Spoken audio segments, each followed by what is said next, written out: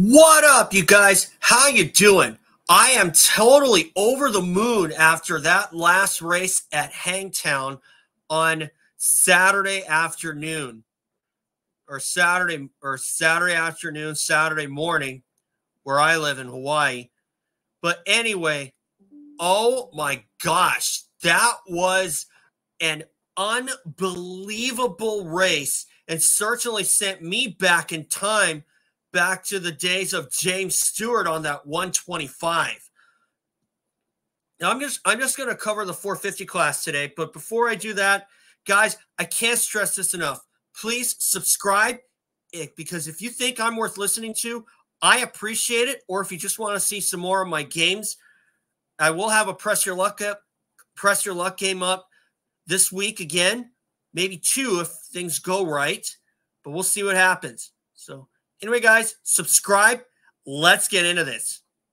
I'm going to put up my banner here.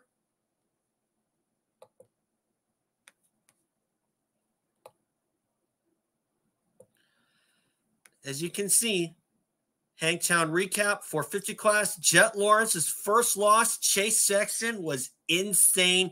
That stands. And I got to tell you, when Jett Lawrence went down in the first moto on the opening lap, oh man, I'm not going to lie to you, I felt so terrible for that guy. But I got to say, that guy is as original as you can build him in Australia. And I guarantee you, if that was Chad Reed at his age again, Jett Lawrence would have probably said the same thing he did to Katie Osborne when asked how he was feeling for Moto 2. Okay? And I got to say, when Jett Lawrence, when he didn't get up, I thought that was it for his day. But instead, he got up, picked up 16 positions, and came back for 24th place.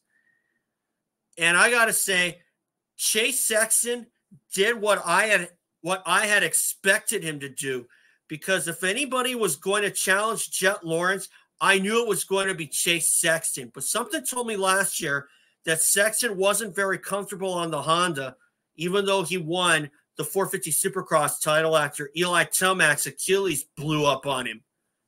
So what got me going was the fact that Chase looked a lot more comfortable at Hangtown than he did at Pala. And my gosh, after that ride in the second moto from Chase Sexton, I think he backed me up.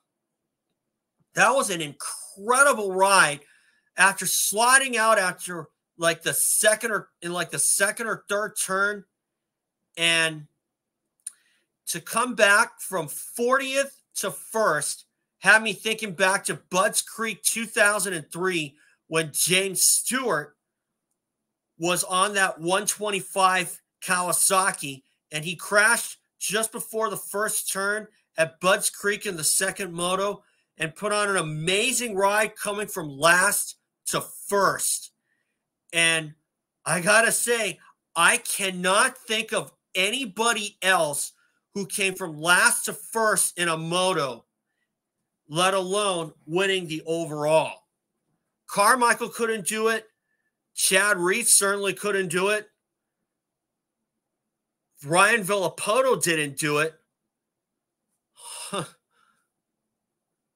I was so over the moon, but I got to tell you, if there's another guy that I am absolutely gutted for in the 450 class, it's Aaron Plessinger.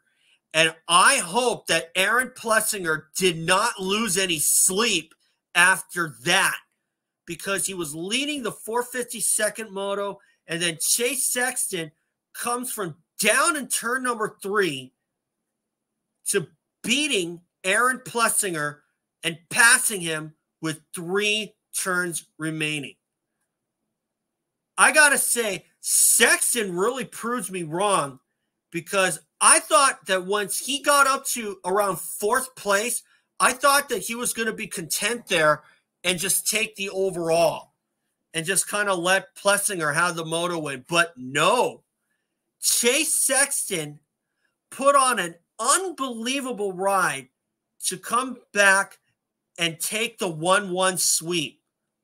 And that's going to tell me And that tells me for sure that Chase Sexton is back to the old Chase Sexton that we saw from 2022 when he went up against Eli Tomac.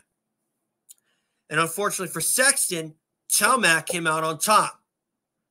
Now, as for Jett Lawrence, I'm calling that just a bump in the road, okay? I think that he will come back and do well. And I think this is just a bump in the road.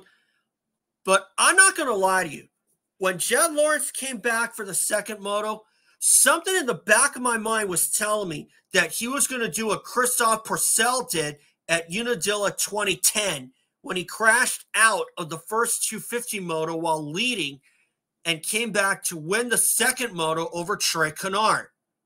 And unfortunately for Pourcel, that crash in Moto 1 that time was enough to eventually have him lose the title.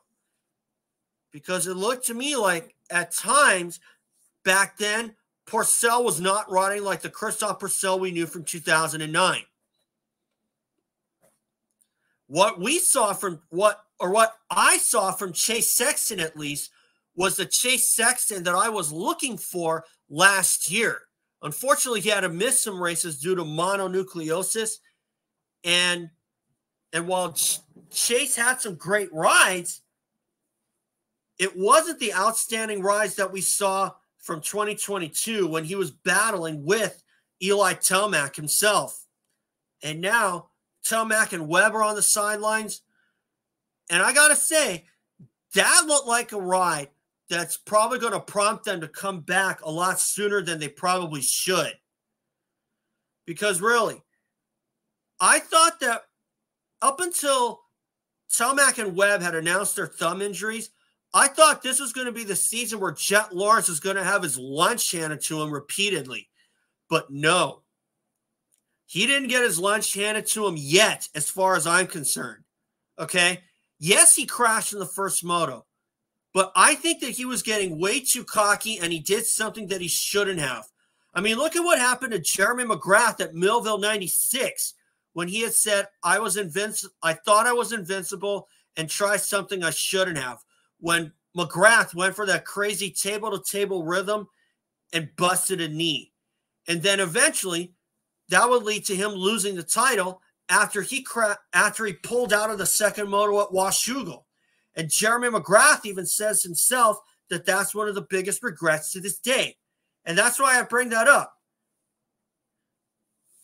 But as of right now, Chase Sexton looks like he is going to be a title contender. And if should he win this title over Jett Lawrence, that's a big statement. Okay? He's already made a big statement himself coming from 40th to 1st. And I got to say, that probably topped James Stewart's ride from Budds Creek 2003. Did any of you guys think that he was going to win that moto? I didn't. I thought, well, he saved the overall. Maybe he'll probably back it down. I think everybody else thought that he was backing it down too. Even Jason Thomas thought so too. But no, Chase Sexton went for the 1-1 sweep, and I got nothing but respect for Sexton after that ride, okay? And if that ride was any indication, Eli Tomac and Cooper Webb have got to be wetting their pants over this, because if they have to put up with these kinds of rides from Chase Sexton, they're going to be done like dinner before they even know it, okay? So, obviously, we head to the next round of Thunder Valley, and I will be around to see that for sure.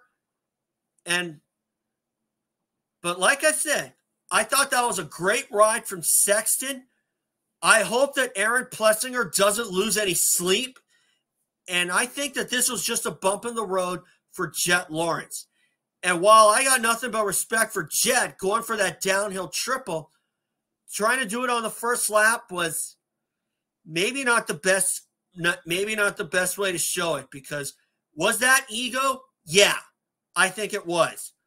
Did I think he was getting a little too cocky? Yes, I did. So, but still, I'm gutted for Jett Lawrence. I'm glad that he's okay. I'm sure that he'll be back for Thunder Valley, and we'll see what happens then. So, thanks, guys. And remember, subscribe and keep an eye out for my 250 video. But for now, thanks for watching. Subscribe, and I'll see you all for my 250 video later this week.